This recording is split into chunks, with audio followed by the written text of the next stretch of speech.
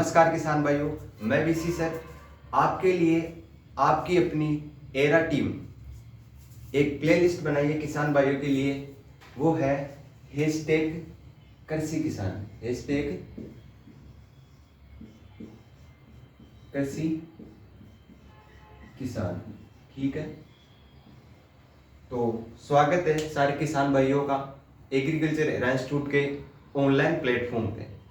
तो era team मिलकर एक प्लेलिस्ट बनाई है हैशटैग कृषि किसान के नाम से, जिसमें आपको एरा टीम फसलों के बारे में संपूर्ण जानकारी बताएगी। ठीक है, जिन्हीं भी किसानों को अगर फसलों के बारे में संपूर्ण जानकारी, कई किसानों को क्या है कि बारे में फसलों के बारे में पता नहीं रहता, तो उन किसान भाइयों तक जानकारी पहुंचाने के लिए एग्रीकल्चर इंस्टीट्यूट की जो टीम है वो हैशटैग कृषि किसान के नाम से एक प्लेलिस्ट बनाई है।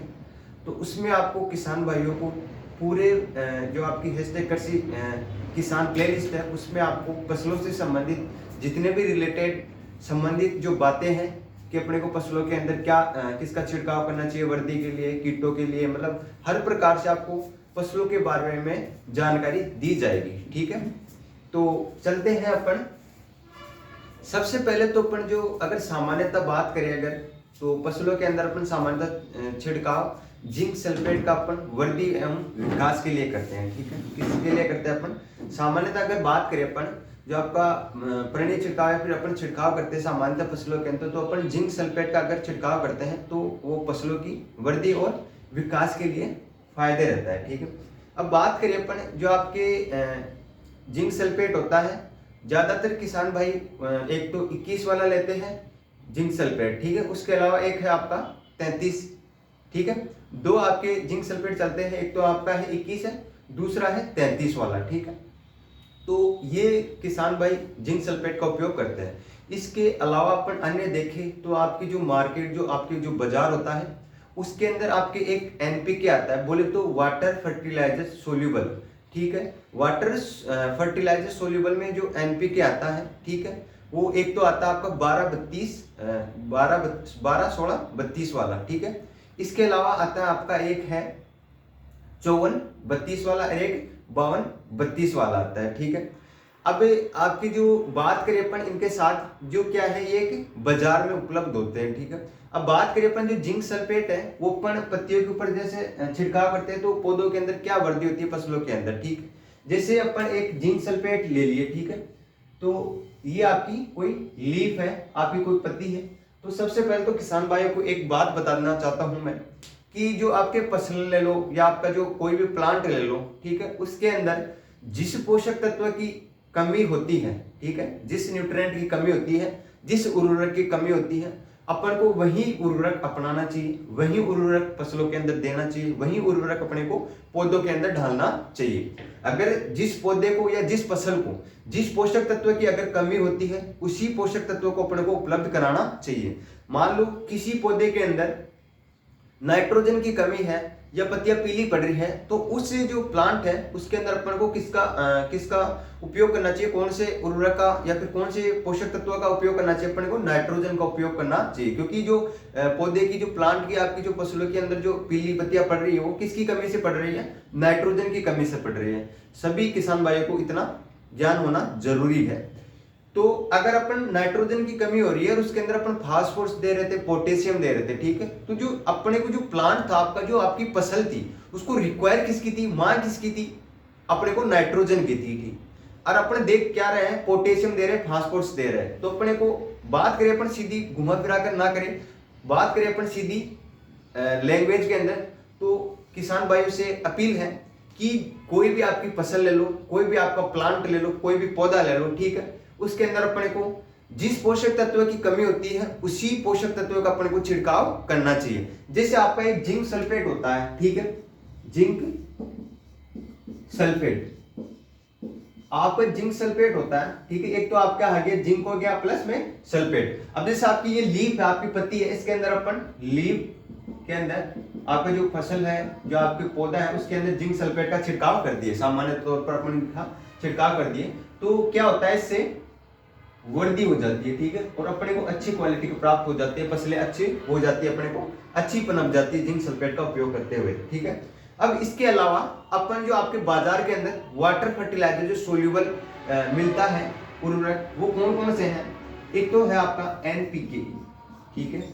अब बात करिए अपन किसान भाइयों की, कईयों में होता है डर कि अपने को कि जो आपका जिंक सल्फेट है एक उर्वरक के साथ दूसरे उर्वरक भी दे सकते हैं क्या?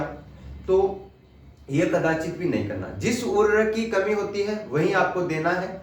किसान भाइयों को, कईयों को नहीं पता रहता, वह नाइट्रोजन के साथ साथ फास्फोरस को भी दे देते हैं, पोटेशियम को भी दे देते हैं, नाइट्रोजन को भी दे देते हैं। तो ऐसा नहीं करना, ठीक है। जिस पोषक तत्वों की कमी होती है वही अपने को अपनाना चाहिए। अब जैसे एनपीके आपका जो आपको बाजार के अंदर मिलता है वो है 12-32, 12-16-32 वाला, ठीक है, एक तो यह है। इसके अलावा है आपका एनपीके में है कौन सा है? एक तो है 54-32 वाला है, दूसरा आपका है 52-32 वाला, ठीक है। इसके अलावा डीएपी भी है, ठीक है। अब आप जिंक सल्फेट के साथ अगर अपन एनपीके का उपयोग करते हैं तो ये दोनों का जो जिंक सल्फेट और जो एनपीके है उन दोनों को अगर मिलाकर छिड़काव करते हैं तो वो क्या बन जाता है? अगर दोनों को मिला दे, अपन जिंक सल्फेट और एनपीके को मिला दे तो क्या बन जाता है? अविलायक पदार्थ बन जाता है। तो अपने को अगर अविलायक पदार्थ बना तो अपने को जो फसल है, आपका जो प्लांट है, आपका जो पौधा है, उसको लाभ नहीं मिल पाएगा, क्योंकि जो आपका एनपीके है और जो जिंक सल्फेट है वो अविलायक हो जाएगा, पानी के अंदर नहीं घुल पाएगा, अलग अलग रह जाएगा। तो अपने को जो मात्रा थी वो अलग अलग रह जाएगी। तो अपने को जो ना तो जड़ों के द्वारा पौधों को प्राप्त हो सकती, ना पत्तियों के द्वारा प्राप्त हो सकती है आपको पोषक तत्वों की मात्रा। तो बात करें अपन जिंक सल्फेट के साथ, सीधी सी बात करें तो किसान भाइयों से एक रिक्वेस्ट है, क्या कोई भी उर्वरक ले रहे हो, कोई भी पोषक तत्व ले रहे हो, ठीक है, जैसे जिंक सल्फेट आपका, ठीक है, जिंक सल्फेट के साथ अगर आप फास्फोरस ले लिए, फास्फोरस लिए तो क्या बन रहा? जिंक फास्फेट, जिंक फोस्फेट बन जाएगा। जिंक फोस्फेट क्या होता है? अविलायक पदार्थ होता है। क्या होता है आपका? अविलायक पदार्थ होता है जो पौधों की वृद्धि के लिए हानि करता है, मतलब पौधों की वृद्धि नहीं कर पाता, कोई इसका महत्व नहीं रहता। अगर अविलायक पदार्थ रहा तो कोई महत्व नहीं रहेगा।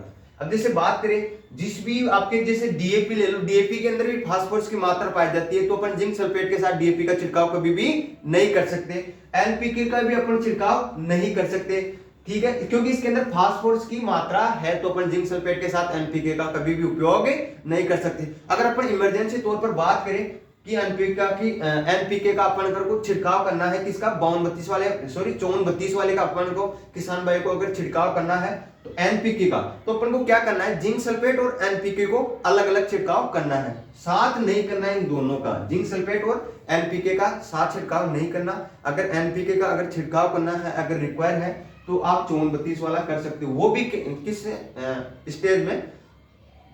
अलग अलग करना है अपन को, जिंक सल्फेट और एनपीके का अलग अलग करना है, ठीक है। इसके अलावा जैसे बात करते हैं अपने किसान भाइयों, कई बोलते हैं कि अपन को 7 उर्वरक का छिड़काव कर सकते हैं। जैसे किसी पौधे या फिर किसी फसल के अंदर 2-3 पोषक तत्व या फिर 4-5 पोषक तत्वों की कमी है तो 7 कर सकते हैं आराम से। जैसे नाइट्रोजन की, फास्फोरस की, पोटेशियम की, जिंक सल्फेट की, अगर इन चारों की पोषक तत्वों की कमी पाई जाती है अपने पौधों के अंदर, अगर फसलों के अंदर कमी पाई जाती है तो इन चारों को अपन मिलाकर दे सकते हैं। लेकिन जिंक फास्फेट के साथ अपने कभी भी फास्फोरस का उपयोग नहीं करना चाहिए। जैसे नाइट्रोजन और आपकी जो पोटेशियम की मात्रा है, ठीक है, इसके अलावा कोई भी खाद की है, ठीक है, खाद के अंदर कोई भी खाद हो, इसके अंदर अगर फास्फोरस की मात्रा हो, कोई भी आपका खाद ले लो, उसके अंदर अगर फास्फोरस की मात्रा हुई तो वो कभी भी आपकी जो फसलें हैं, आपकी जो प्लांट है, उसमें कभी भी फायदे नहीं रहेगा, लाभकारी नहीं रहेगा।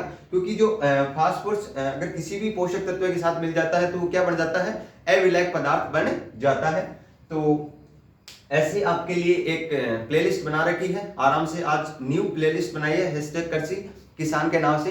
तो सभी किसान भाइयों को मेरे यही आशा है कि सभी किसान भाइयों को जो आपकी फसलें होती हैं उसके बारे में संपूर्ण जानकारी मिल सके, किसानों को हानि ना पहुंच सके, अधिक से अधिक लाभ प्राप्त हो सके। मेरा यही उद्देश्य है, मेरा यही मोटिव है कि किसान भाइयों तक एक अच्छे से जानकारी मिल सके किसान भाइयों को, जिससे जो किसान भाई है उसकी आर्थिक स्थिति मजबूत हो सके। किन्हीं किसान भाइयों को 2 वक्त की रोटी भी नहीं मिलती, क्योंकि जो फसलों के अंदर जो अपन मेथड अपनाते हैं, ठीक है, बुआई के मेथड अपनाते हैं, ठीक है, और कई अपन पोषक तत्व देते हैं तो उनकी जानकारी नहीं होती। तो आजकल सभी किसान भाइयों के पास, उनके बेटियों के पास, सभी के पास फोन रहता है, अवेलेबल रहता है एंड्रॉयड। तो किसान भाइयों को मेरी वीडियो ज़्यादा से ज़्यादा पहुंचाइए, यही मेरी रिक्वेस्ट है। और बात करें, लास्ट में बता देता हूँ, जिंक सल्फेट अपन बुआई के समय में उपयोग में लेते हैं। जय जवान जय किसान। धन्यवाद किसान भाइयों को।